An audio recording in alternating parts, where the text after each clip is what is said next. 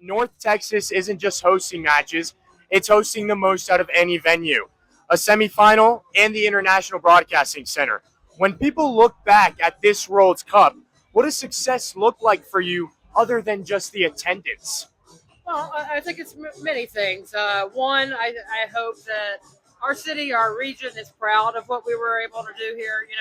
Planning something like the World Cup, we've been working on this bid since 2017. A lot of things to go into it. We're honored, humbled to be hosting 9 matches, plus the International Broadcast Center, plus a host city media center, plus a 34-day fan festival, plus 2 base camps here.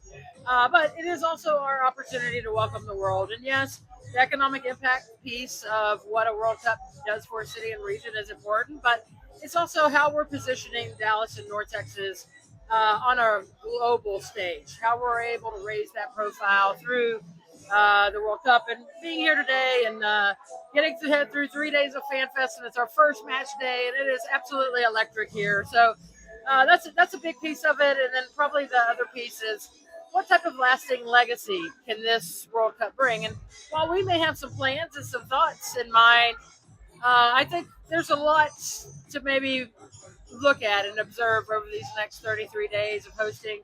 And our story isn't done yet in terms of what our legacy is going to be. And as someone who's been working on this for years, was there a moment, or is this the moment where it's hitting you and we're actually hosting the World Cup? Yeah, I think it's been building here over the last month. You can definitely, the workload has increased, the passion, the energy, the stress levels have increased here, but all in a good way because that means that people want to do it right. And that's something that our region kind of prides ourselves on a little bit. Seeing that first day of Fan Festival with Mexico was pretty special. And the number of people that we had there, then you follow it up with a fantastic USA win and seeing how they're performing. And yesterday was great. We had an orange hour there. I haven't checked in on today, but just to see the Orange Army parade, the buses that were here, the Japanese fans that are here, and the passion. I think today hits home a little bit of, hey, the World Cup is here and we are a host city. And so Dallas Fort Worth, already one of the strongest soccer cultures in the country, especially within Hispanic communities.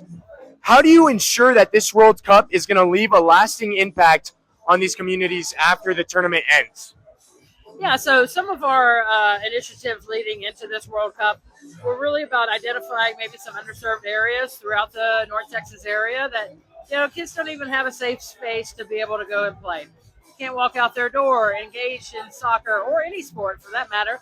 Don't have a pitch, don't have a basketball court, don't have anything to go to. So some of our initiatives on our legacy pieces is how many pitches can we give out and identify the needs in the community. There are other access to sport, scholarships, equipment opportunities, but then we're also looking at things in sustainability, human rights initiatives, long-term sport. We created the North Texas Sports Foundation, very focused on soccer right now, but long-term, we're hosting Final Fours in the future, hopefully another Super Bowl, other sports. How can we grow that sports foundation to really be able to give back to our North Texas community?